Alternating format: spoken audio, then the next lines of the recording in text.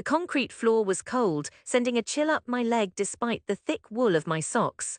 The bleach-white light flickered overhead in the cramped studio, lending the whole scene a sharp, interrogation room quality. I cradled my violin across my knees. The lesson hadn't even begun, but my shirt was dark with sweat. Maestro Andrade, tall and unsparing, paced behind his battered desk.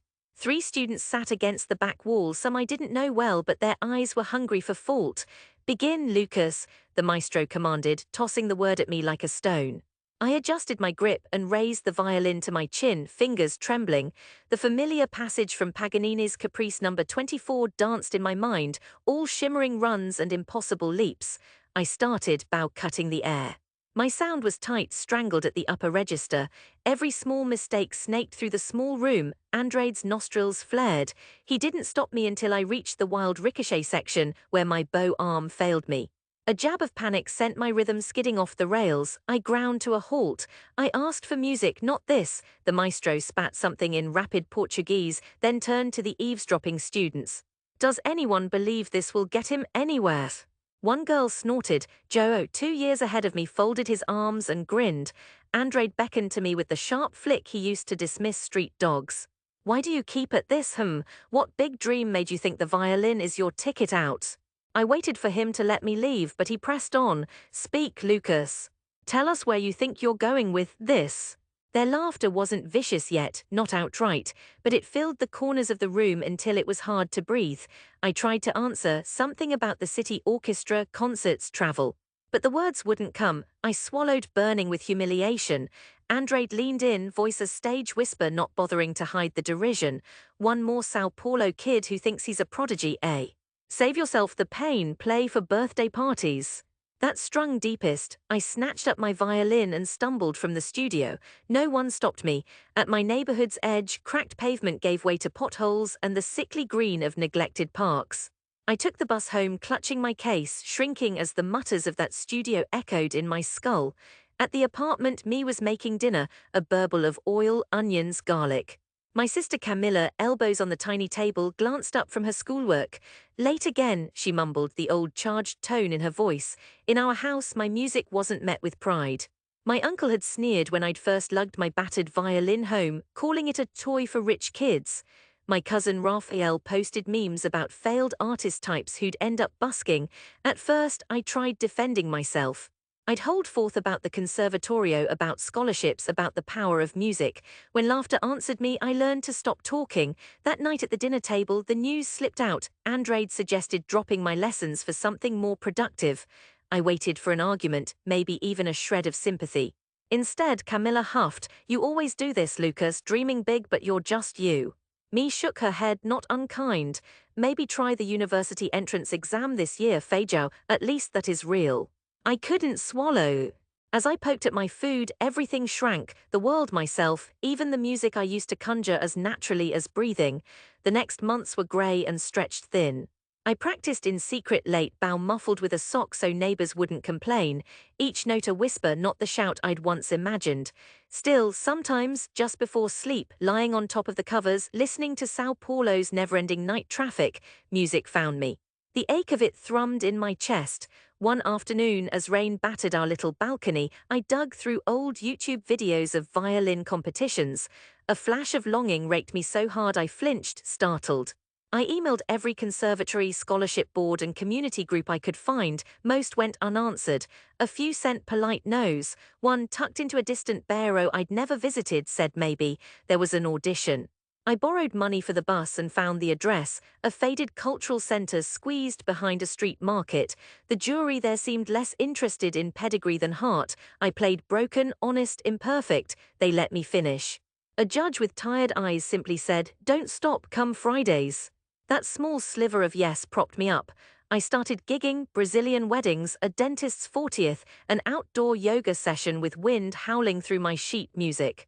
I biked from gig to gig, carrying my violin in a case with broken hinges. Still, each time I ran into Camilla's friends or old studio kids, the joke strung. "Ah, Maestro do Uber," they shouted. "Should have learned guitar, more girls."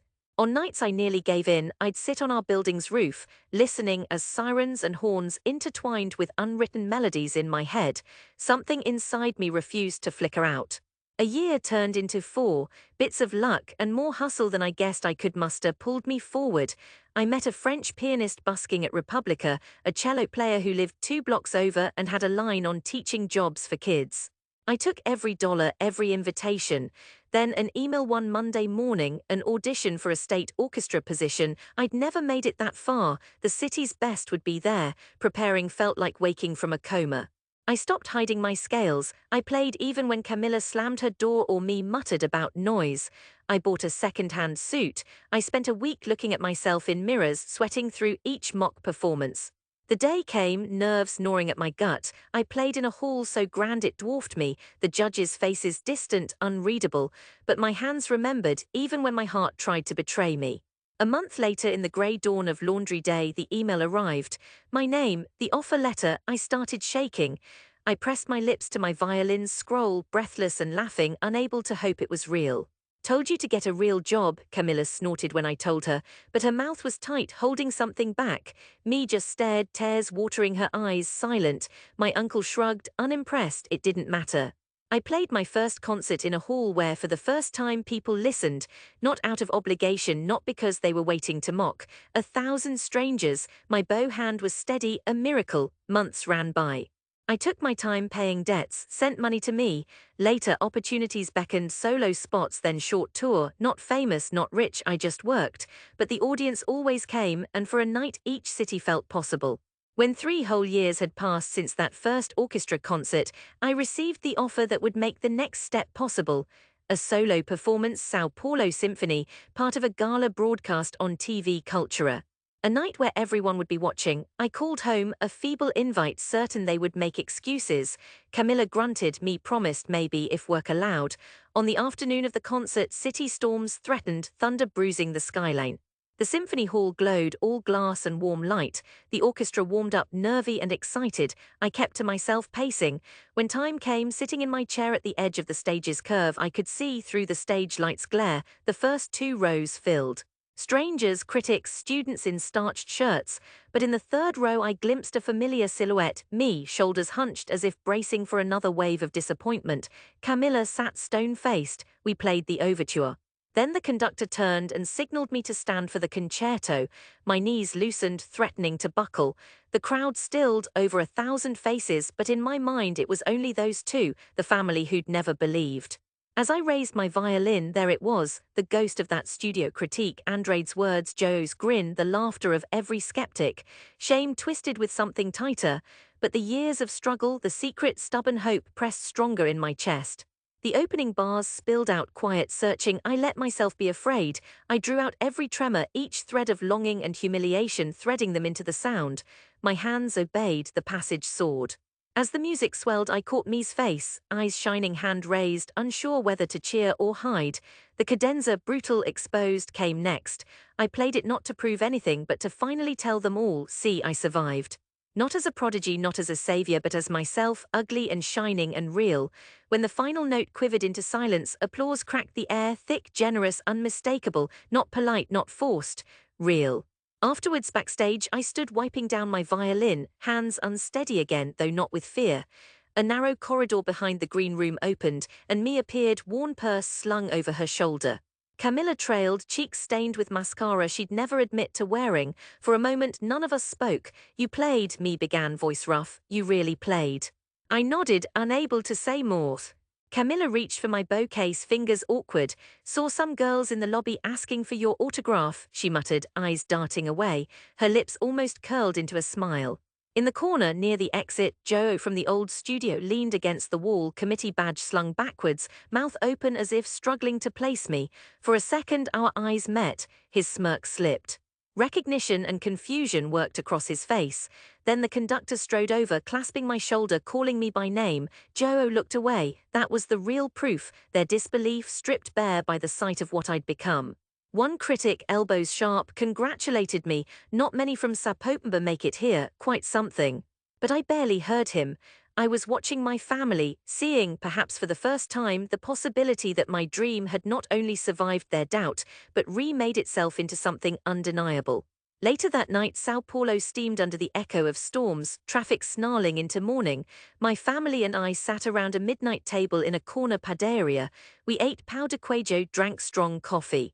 Me clutched my concert program as if it might vanish. Camilla asked about my next performance, and this time I heard the tremor of pride under her plain words. I rode home alone, violin across my lap, city lights bleeding gold through the bus windows. As the night settled, the music of Sao Paulo, horns, voices, the hush of distant rain, mingled with the memory of applause, louder and fuller than anything I'd dared to imagine on those old, shame-riddled nights.